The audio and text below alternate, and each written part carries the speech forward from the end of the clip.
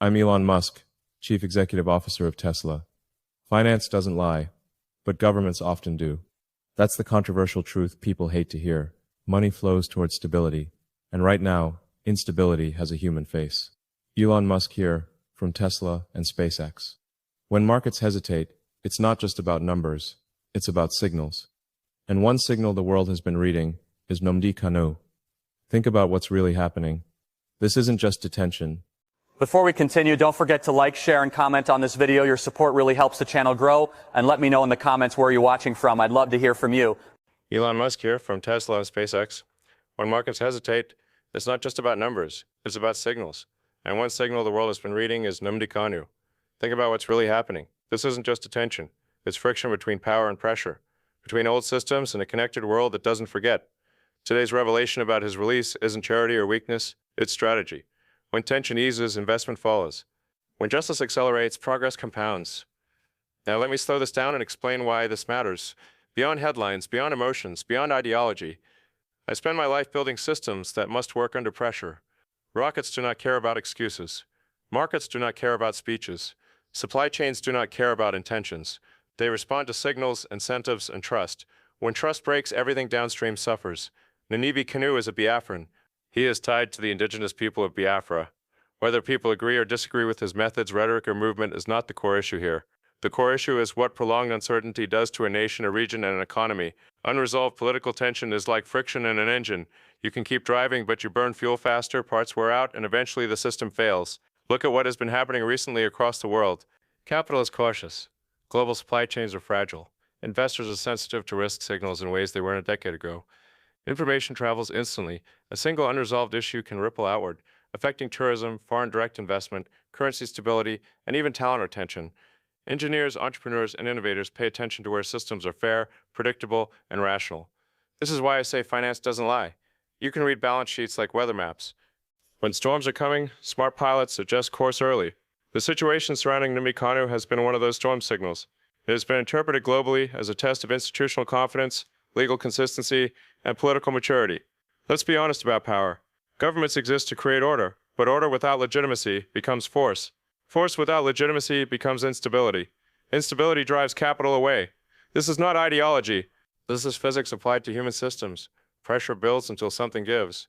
The release of Nnamdi Kanu, in this fictional moment I'm speaking about, represents a pressure release valve. It signals a willingness to de-escalate, to recalibrate, to move from confrontation toward conversation. That signal matters more than any single policy document. Markets read actions, not promises. I've seen this pattern repeatedly.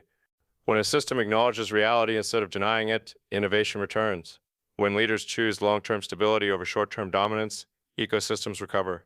Tesla would not exist if we ignored reality. SpaceX would not launch rockets if we pretended gravity wasn't real. There is also a human layer here that technologists sometimes forget. Prolonged detention without resolution hardens positions. It radicalizes narratives. It creates martyrs instead of stakeholders. When dialogue is delayed, extremes get louder and moderates disappear. That is not how sustainable systems are built. The Indigenous People of Biafra movement did not emerge in a vacuum. Movements rarely do. They grow out of perceived exclusion, historical memory, and unmet expectations. You don't solve that with silence. You solve it with engagement, transparency, and credible processes. This is where leadership matters. Real leadership is not about appearing strong. It's about being effective. Strength without results is theater. Effectiveness produces stability, and stability attracts investment, innovation, and growth. I want to be clear. This speech is not about endorsing separatism or rejecting national unity. It is about understanding that unity cannot be enforced indefinitely through pressure alone. Unity that lasts is negotiated, renewed, and reinforced through fairness and inclusion. In technology, we talk about feedback loops. Ignore negative feedback long enough, and systems collapse. Address it early, and systems evolve. The situation surrounding Nnamdi Kanu has been a loud feedback signal. Ignoring it carried costs. Responding to it opens options. Think about the message this release sends to young people watching closely. It says dialogue is possible. It says systems can adjust. It says voices don't have to be silenced to be managed. That message has economic value. You won't find it in spreadsheets, but you will see it in startup activity, diaspora engagement, and long-term confidence. I've met brilliant Africans across the world. Engineers, founders, scientists, investors. Many of them want to build at home. What holds them back is not lack of talent or ambition. It's uncertainty. It's fear that systems are unpredictable. Every signal of fairness pulls them closer. Every signal of repression pushes them further away.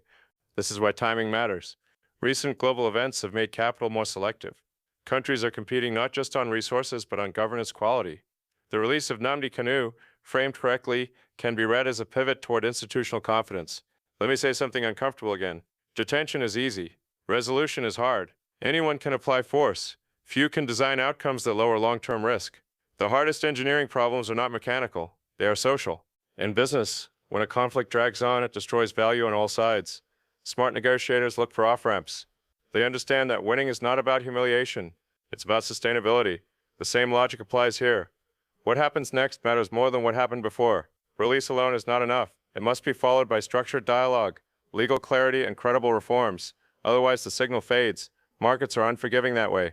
But make no mistake, this moment matters. It shifts narratives. It creates space. Space is where innovation happens. Space is where trust regrows.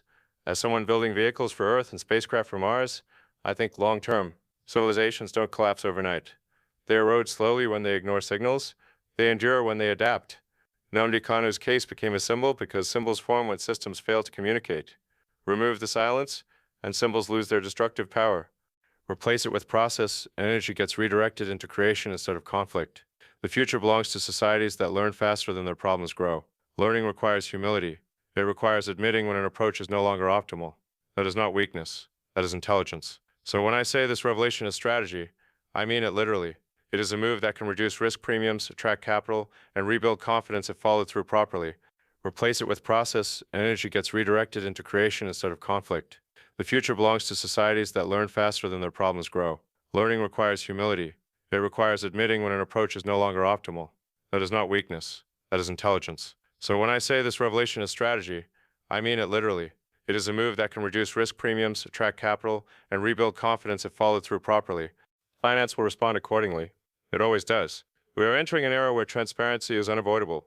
Satellites, social media, decentralized communication. You cannot hide inefficiency or injustice the way systems used to. Adaptation is no longer optional. History remembers leaders not for how long they held power, but for whether their decisions expanded opportunity or narrowed it. This moment offers a chance to expand it. The world is watching not with hostility but with calculation. Investors, institutions, and individuals are asking whether lessons are being learned, whether signals are changing. Progress doesn't come from silence. It comes from bold, rational decisions grounded in reality. The release of Nnamdi Kanu, in this story I'm telling, is one of those decisions.